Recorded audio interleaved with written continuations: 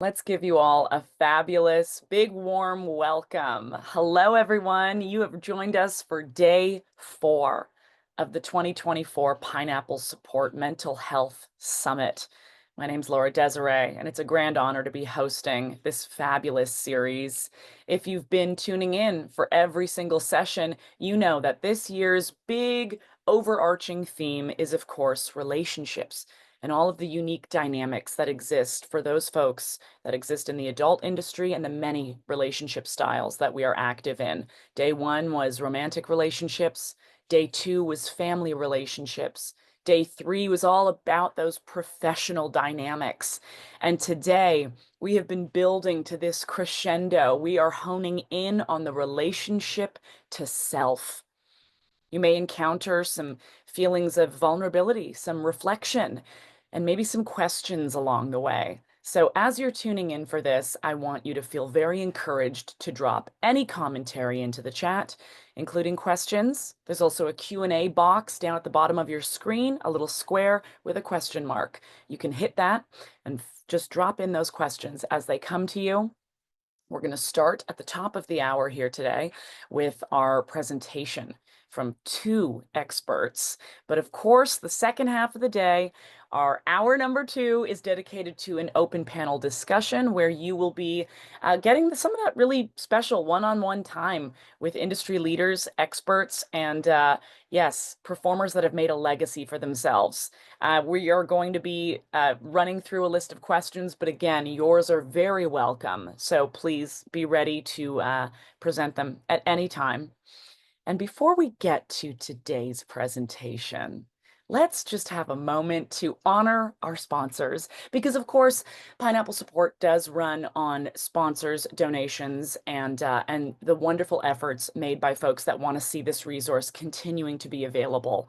And it is so important that if you do find yourself in an opportunity to be giving this holiday season, or you know someone who's looking for a place to make a little investment that's going to go a long way, you can find our donation page on the Pineapple Support website.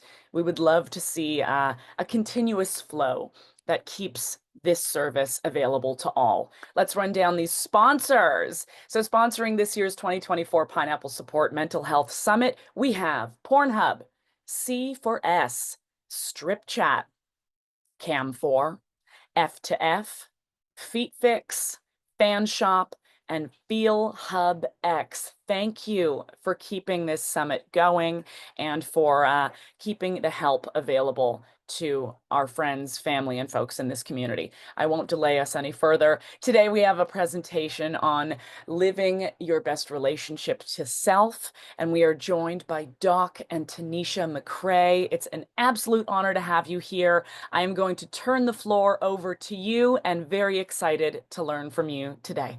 Thank you. So my name is Dr. Ellie McCrae. Most folks just call me Doc. And I have with me today my wonderful spouse and CEO, Tanisha McCrae. Tanisha, I'm curious to see if you have any word. And this is also little Leo, LL. He's the newest McCrae to the family. So as we get started, Tanisha, would you like to say a few words of introduction and welcome to the folks?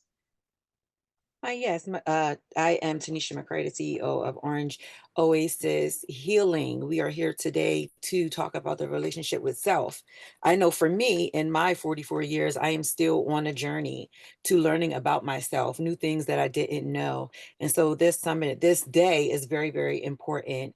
Having over 20 years of experience being a therapist in different areas such as domestic violence, sex trafficking, youth and their families. And so I'm really excited for what today will bring during this presentation and panel.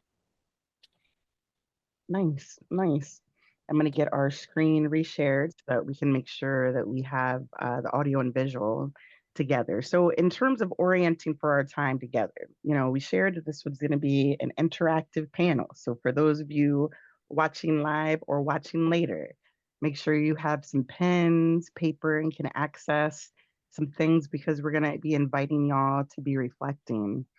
we want to take some time to tarry for a bit. Y'all know I was a preacher. So, y'all might hear some of my preacher language, but we're going to tarry for a bit and think about who we are becoming.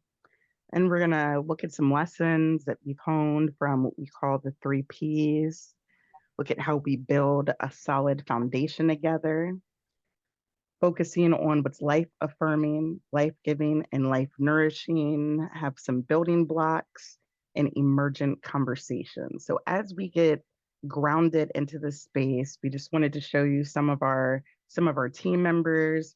We have our director of peer support programs and outreach and our director of training, as well as Tanisha and I here.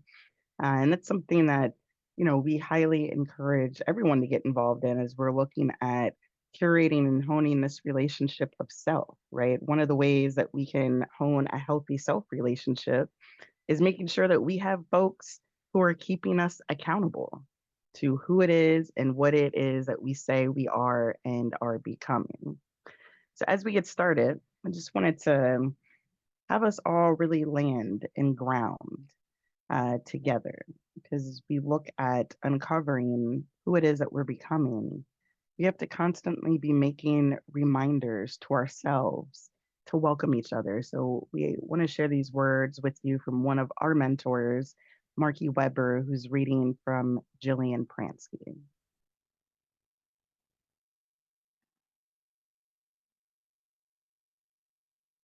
Welcome. In whatever way you're showing up here, wherever you may have been, gather your whole self up and let yourself know you're welcome here.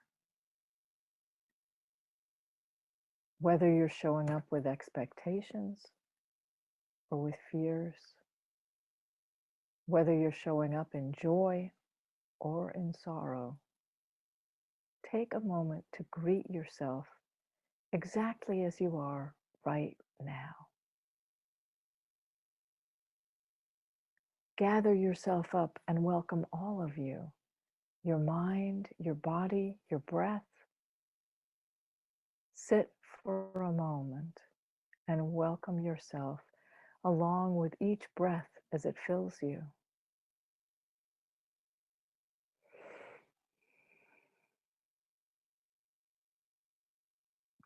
Welcome your breath into your body.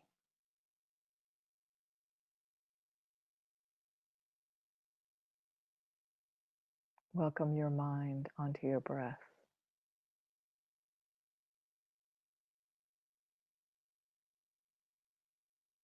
Welcome your body into the room.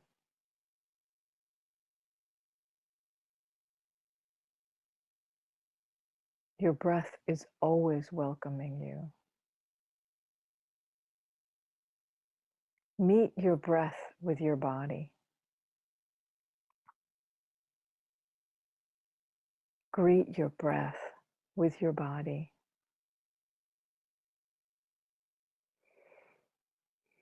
Take a moment to be with your breath.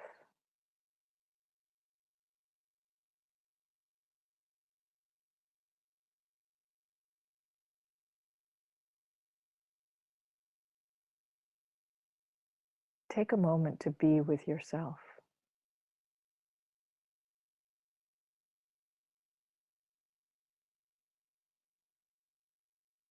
When we feel welcomed, we show up more.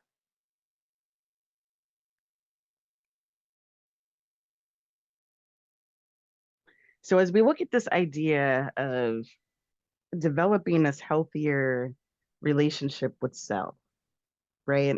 There's philosophical thought about this, what's called this Johari window. And if y'all have not been exposed to the Johari window before, imagine you're standing in front of those super old school windows with the double panes. And the first pane, it's this idea of the open self. So this is the self that you understand yourself to be and that others perceive you to be. Then we have in the next pane, the blind self. So this is what others see about you, but either we're in denial about, we don't understand, and we can't see. In the bottom two, we look at the unknown, right? The hidden self. So the things that we don't see, that others can't see, and the completely unknown, right? And this is the area that we grow into in brave space. So as we think about this Johari's window, there's also a piece of like cognitive dissonance when we think about, how we relate to ourselves. There's most of us operate in this upper quadrant of the open self, right? The self that we know about and the self that others see us in. And so when we look at integrating this window, because all of these pains are a piece of one window, we have to turn and address this idea of where we are resisting. James Baldwin has famously penned, "Not everything that is faced can be changed, but nothing can be changed until it is faced." And through that is the core of what our relationship with self means: turning, addressing, confronting these things in our hidden self and unknown self so that we can be in more authentic alignment. Tanisha, what are your thoughts on this? I think throughout all of these pains, that different parts of our lives that we operate, it rotates. Our open self and our blind self can sometimes operate together. What we believe we're putting out there and what we believe people can't see could be the opposite. People could actually see your blind self or your hidden self. And then you have to become open to really understanding that who you are and how you represent to the people around you. You may not always be aware of what you're saying, how you're behaving, and all those different things. And so your relationship with self is kind of built upon when you're little, is what people tell you you are, is what your parents say: you're smart, you're great, you're kind, you're wonderful. You believe these attributes of yourself until you really start to create the relationship with oneself and say, am I really this person? Do I really have these attributes? And sometimes being that hidden self feels more comfortable because I don't have to be vulnerable and be open and feel raw and exposed, and so sometimes that can be really hard, but working through that, and getting to that unknown self is really, really important. Yeah, as you were saying that and sharing, that actually made me think of something that's not on here, which is the shadow self. And as folks who are trained clinicians working to support clients that are experiencing complex trauma and polysubstance use, it's that shadow self that can pull us away from all of this, particularly our open self. So Tanisha and I were in space a couple weeks ago, and we heard these three P's. So when we think about a healthy, authentic, aligned version of ourselves, this relationship with self, we want to offer you these three P's. Number one, don't pretend. Number two, don't presume. And number three, don't push. Don't push. I would love to invite Tanisha to talk about these a bit. And I think of all of these, the don't push deeply resonates. And certainly the don't pretend. I don't know about how many of y'all, but when I have, or how many of y'all experience this, but when I'm feeling any type of emotional turmoil or upheaval, I can't pretend that I have it all together, y'all. It is not healthy for me, and it's not healthy for my self relationship. And I certainly can't push beyond that. I have to be fully present with it, experience it, and go through it.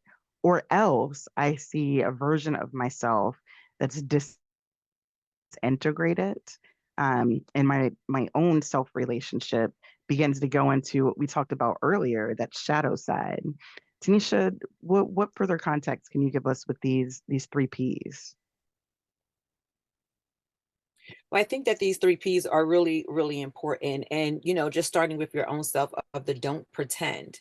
We feel like we have to show up a certain way. Again, how do people perceive us? And that's how we show up. It may not necessarily be who we really are. And when you pretend for so long, you kind of get lost. The lines get blurred of who you actually are. Because even when you try to express who you are, it's not normally received that way because you have pretended for so long. And so the don't pretend is really just saying, I need to show up as myself, however that is. And it could be good, it could be bad, it could be a mess. And I'm not going to pretend. This is exactly who I am in this moment. It's not going to last forever. It's just for a time.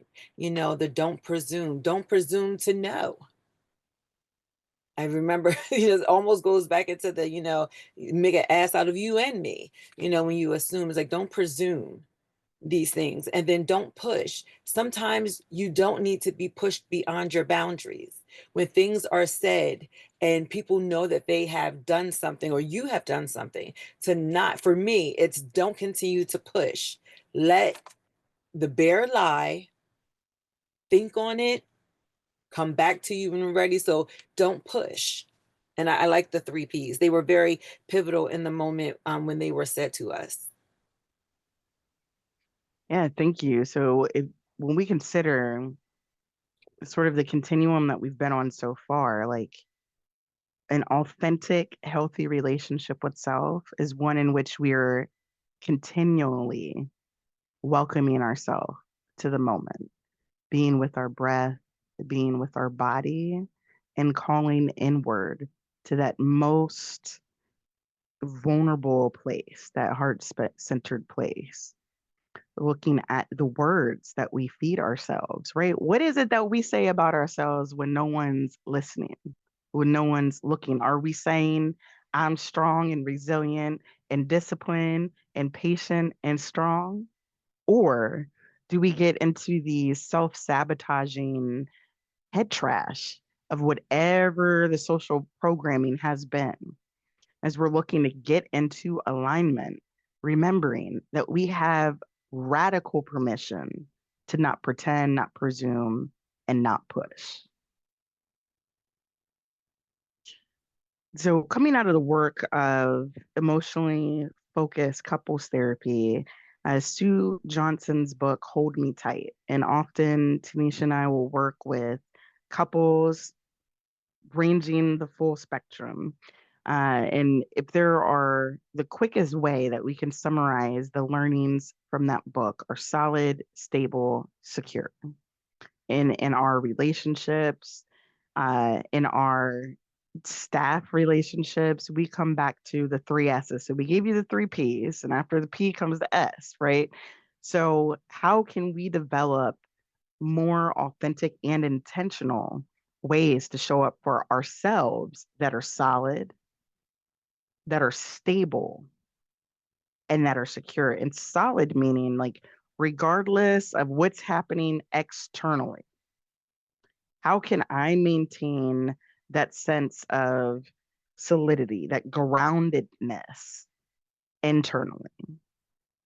As the world is spinning with chaos, how can I make sure for myself first that I am secure?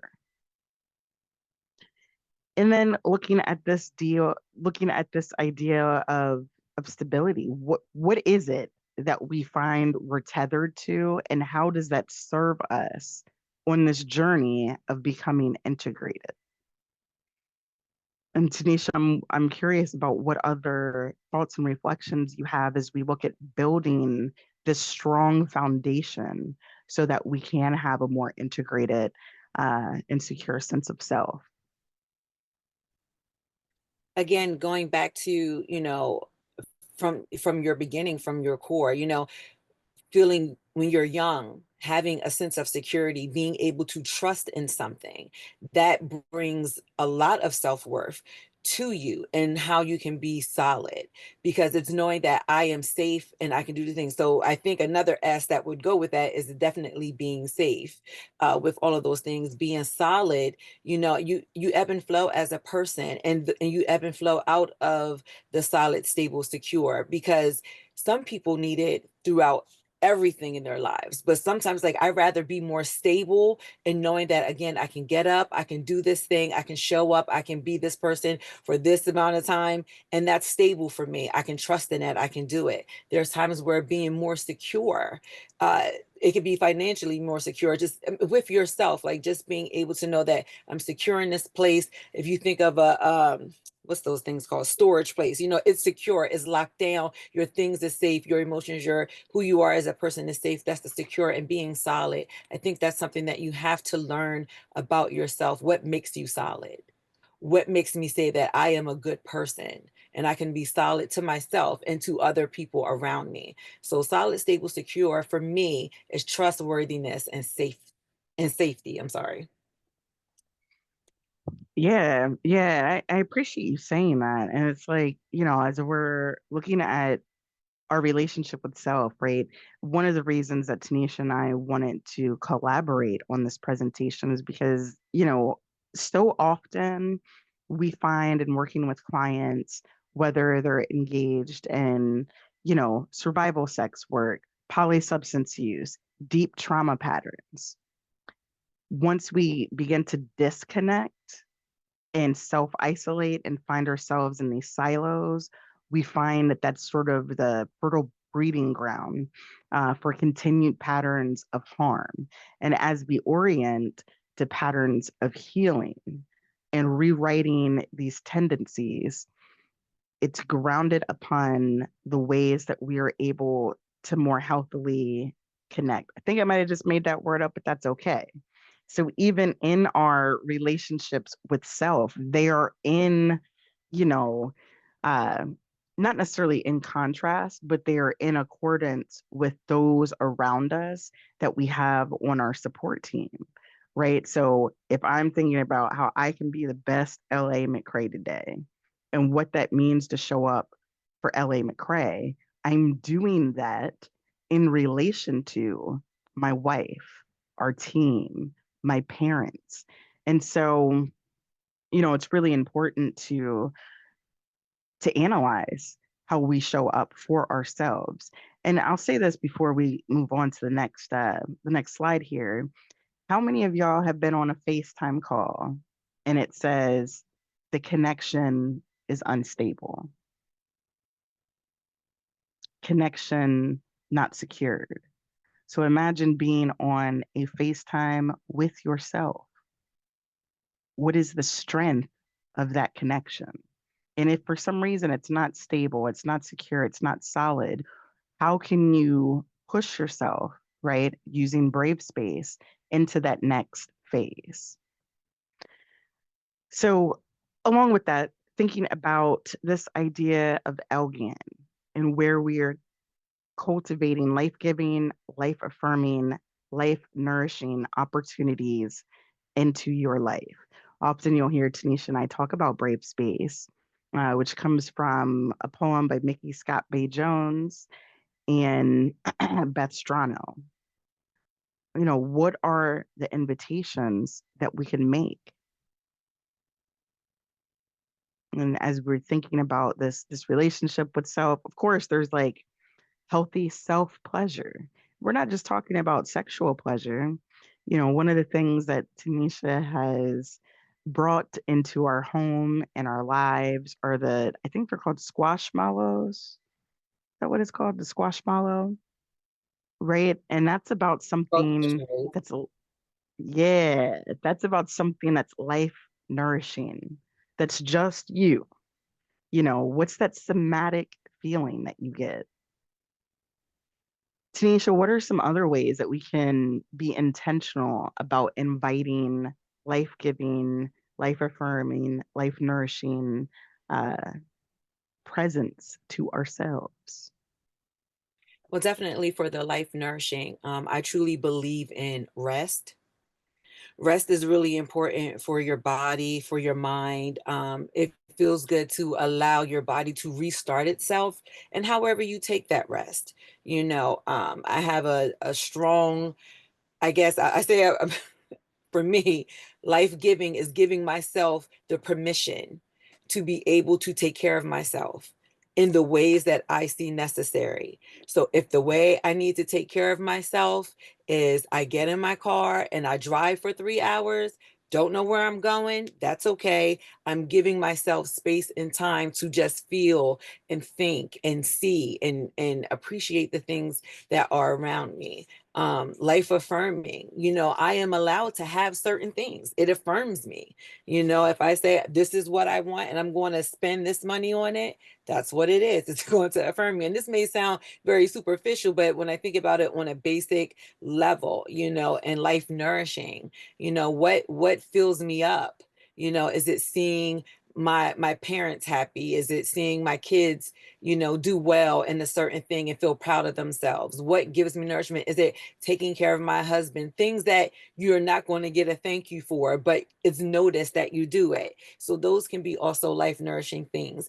And so I invite people to talk about what are some life nourishing things for them. Put that in the chat. I think that would be really good. At least one thing out of the three, either life giving, life affirming, or life nourishing.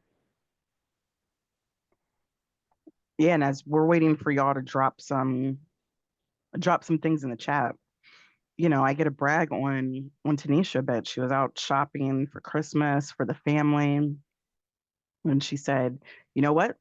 I got some Christmas gifts for myself." I'd never heard that before. And that made me realize in that moment, she had a solid, stable, secure connection to herself and was engaging in things that were literally life giving, life affirming, and life nourishing by prioritizing that she also matters to herself in this season and is worthy and deserving of that type of self love. So, this idea of radical permission. As we talked about from the invitation to brave space, we wanted to share these words with you as you're considering how to be in alignment with your most authentic self. We have the right to start somewhere and continue to grow. We have the responsibility to examine what we think we know. We will not be perfect.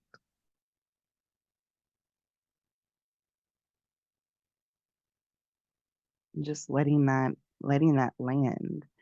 Tanisha, how bring this home for us. These words from Beth Strano and Mickey Scott Bay Jones as we're thinking about this self relationship. How does this resonate? How does this land?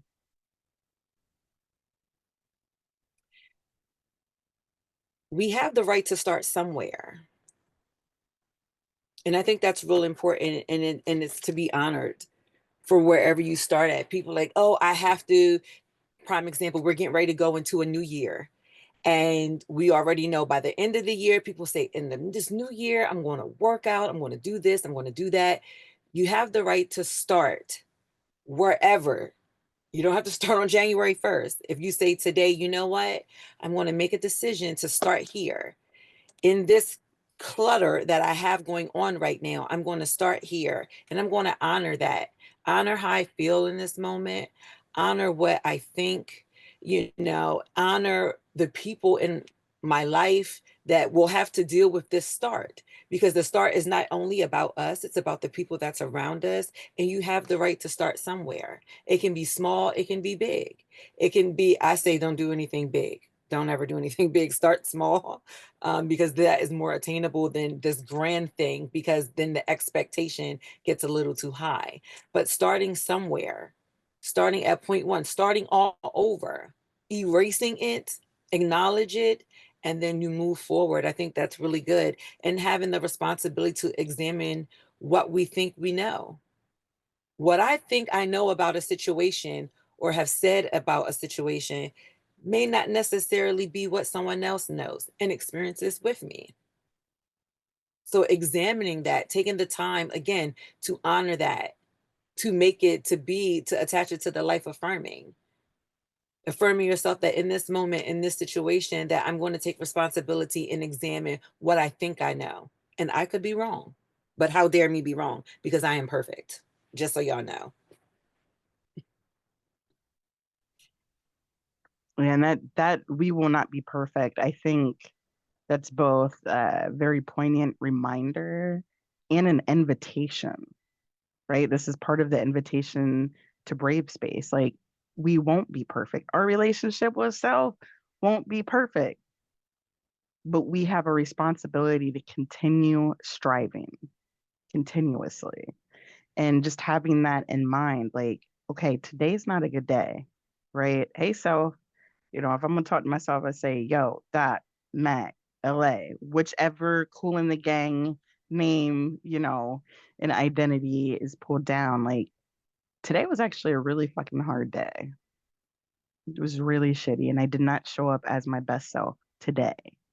Being able to have those honest and authentic conversations with ourselves, that's the responsibility.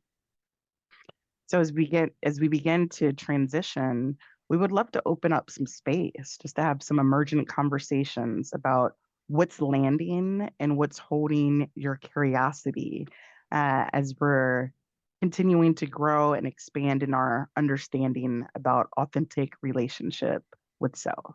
Feel free to drop some questions in the chat. And also, Tanisha, I'll turn it over to you to see if there is any things that you were holding on to or curious about.